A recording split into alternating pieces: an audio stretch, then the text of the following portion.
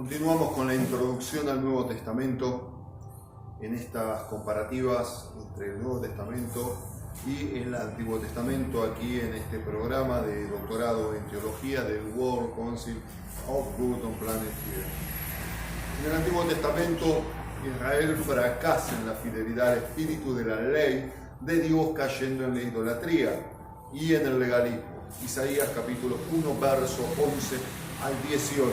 En el Nuevo Testamento, sin embargo, Cristo cumplió la ley de Dios con una vida santa, una muerte por los pecadores y una resurrección gloriosa. Según el Evangelio de Mateo, capítulo 5, verso 17 al 20. En el Antiguo Testamento, el pueblo de Dios es la nación de Israel, descendiente raciales de Abraham. Génesis capítulo 17, verso 8 al 10. En el Nuevo Testamento, el pueblo de Dios es la iglesia formada por creyentes de toda raza y lengua y pueblo y nación. Evangelio según San Mateo capítulo 28, 19. También en el Antiguo Testamento, el pueblo de Dios sacrifica ovejas, muchas veces para reconciliarse con Dios, como por ejemplo Levíticos capítulo 4, verso 1 al 7. Pero en el Nuevo Testamento, Cristo como Cordero de Dios se sacrifica por una vez para reconciliar con Dios a los humanos que creen en Él, a los pecadores humanos que creen en Él, reconciliarlos una vez y para siempre, según consta en Primera de Pedro, capítulo 3, verso 18, muy maravilloso y muy interesante.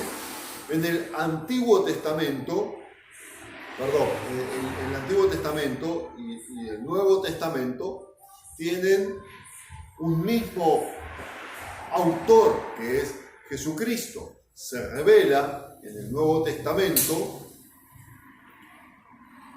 lo que era la sombra del Antiguo Testamento. En el Nuevo Testamento tenemos la realidad de las cosas sagradas. En el Antiguo Testamento tenemos la promesa de un Salvador. En el Nuevo tenemos la paciencia del Salvador y la segura promesa de su segunda venida como juez y rey. En el Antiguo Testamento es el comienzo de todas las cosas en cuanto a la relación de Dios con los adámicos, con la raza adámica, y la relación de Dios con los escogidos a través de Abraham. En el Nuevo Testamento es la consumación de toda esta relación. Hablemos un poquito sobre la estructura del Nuevo Testamento. La palabra testamento en la Biblia es sinónimo de pacto entre Dios y su pueblo, cuyo propósito es Dios revelándose al hombre para que éste pueda recibir a Dios dentro de sí mismo, el hombre, el humano, el creyente, el elegido, el arrepentido, llegar a ser una nueva criatura, recibiendo a Dios mismo a través de el Espíritu Santo que se pega al espíritu humano cuando nos arrepentimos y aceptamos a Jesucristo como Señor y Salvador de nuestras vidas, y eternamente somos sellados con el arras de la promesa, que es el Espíritu Santo. La dinámica y la pretensión y el sueño de Dios es que el hombre le glorifique en obediencia, en alabanza, en adoración, y que también traiga el reino de los cielos a la tierra. Que seamos uno entre los elegidos y que en esta tierra, como dice el Padre nuestro, se cumpla la voluntad del Eterno como se cumple en los cielos. Padre nuestro que estás en los cielos, santificado sea tu nombre, vénganos tu reino y hágase tu voluntad en la tierra como en el cielo. La revelación va siendo progresiva del Antiguo Testamento al Nuevo Testamento. Se cumple la promesa del Cristo de la salvación del principio, o sea, del juicio de los espíritus, del principio del juicio a la raza adámica y a los gobiernos adámicos mezclados, los gobiernos humanos mezclados de la serpiente, de los espíritus caídos y de los adámicos sin Cristo. Cuando Dios despliega su santidad, su gracia, su amor y misericordia, también puede mostrarlo, y la Escritura lo declara, su ira, su juicio, su salvación, su omnipotencia y su creación. En el Nuevo Testamento es nuevo Dios en dos sentidos, la revelación, en dos sentidos. Primero, es nuevo, de Neos, Hebreos capítulo 9, verso 15, nuevo en el tiempo. Cambia el kairos, la gracia, es el Nuevo Testamento, es otra cosa, es algo nuevo, algo que solo estaba en la mente amorosa, gloriosa y todo sabia y soberana de Dios, pero que no se le podría haber ocurrido a ningún otro ser.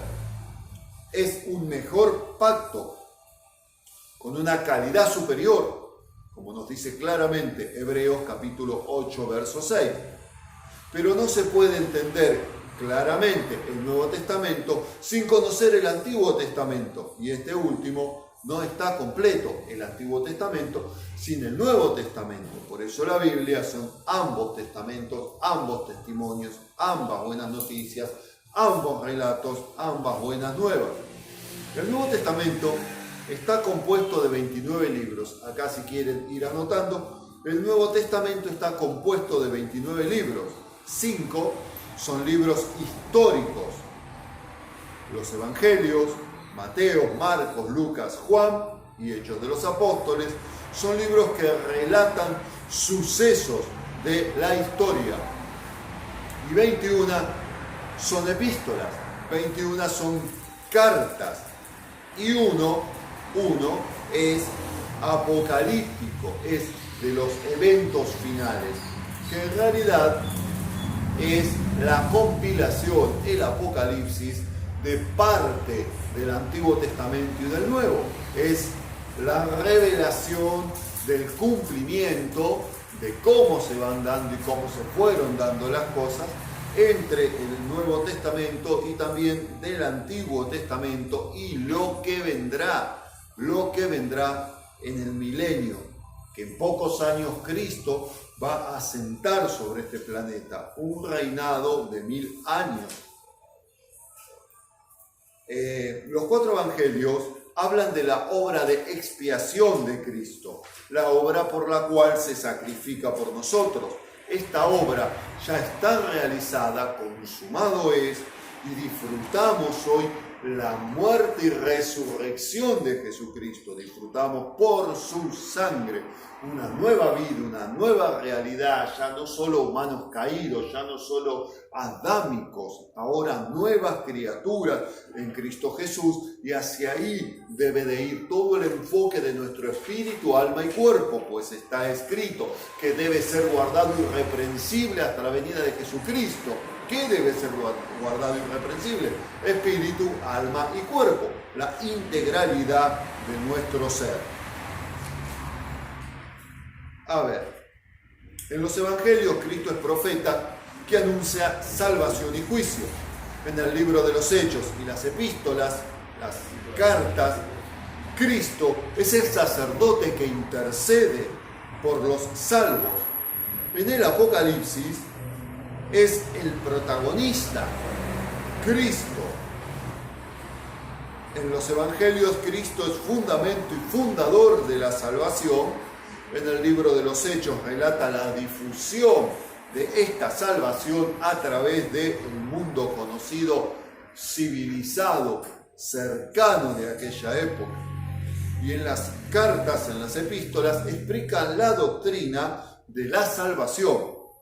En Apocalipsis se relata el cumplimiento final de la salvación. El orden de los libros del Nuevo Testamento en la Biblia es un orden lógico, es decir, primero Cristo, los 4 evangelios. Segundo, la difusión del evangelio. Luego, la difusión del evangelio en el libro de los Hechos. Y luego, en tercer orden, explicaciones y aplicaciones del evangelio en las cartas. Cuarto, las glorias de Cristo, la consumación de Cristo, que es el Apocalipsis. Pero no se escribieron en el orden que están, en el orden que usted los encuentra, Mateo, Marcos, Lucas, Juan. No se escribieron en ese orden, sino que según la guía del Espíritu Santo para cubrir las necesidades de la iglesia naciente, de la iglesia judío y gentil, se fueron a partir del siglo II compilando, juntando. El periodo en el cual se escribieron los libros del Nuevo Testamento es aproximadamente, no la compilación, sino la escritura, porque no se juntaron todos en la misma década, sino que se escribieron por diferentes lugares, diferentes autores.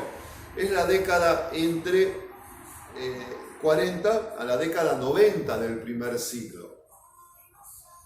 Después de 12 a 15 años de la muerte de Jesús, de su resurrección y su ascensión como Señor Todopoderoso. El orden cronológico sería más o menos el siguiente, más o menos en esta fecha, más o menos se escribieron. Ahí vamos anotando. El libro de Santiago, entre el año 45 y 49 después de Cristo. La carta a los Gálatas, en el año 49 después de Cristo. Primera y segunda de Tesalonicenses, más o menos en el año 51 después de Cristo. Marcos y Mateo, entre 50 a 60 años después de la muerte y resurrección de Jesucristo. Primera de Corintios, 55 años más o menos después. Segunda de Corintios, un año después de Primera de Corintios. La carta a los romanos fue escrita aproximadamente entre 57 y 58 años después de que Cristo se hizo el Espíritu vivificante, entró en los humanos, en los elegidos, como el Espíritu Santo, y partió con el Padre a la derecha del Padre. El Evangelio de Lucas aparentemente fue 60 años después, Hechos de los Apóstoles unos 61 años, y Colosenses y Efesios 61 años después. Filipenses y Filemón 63 años después. Primera de Pedro entre 63 y 64 años después de Cristo, allí fueron escritas. Primera de Timoteo parece que fue entre el 63 y 66 después de Cristo. La carta a Tito entre también 63 y 66. El libro de Hebreos aparentemente fue entre 64 y 68 años después de Cristo. Segunda de Pedro, 66 años después de Cristo. Segunda de Timoteo, 67 años. Judas entre 70 y 80 años después de Cristo. El Evangelio de Juan entre 85 y 90 años después de Cristo. Y primera, segunda y tercera de Juan, 90 años después de Cristo. Casi contemporánea con el Apocalipsis, que aproximadamente fue escrito entre 90 y 95 años después de nuestro Señor Jesucristo.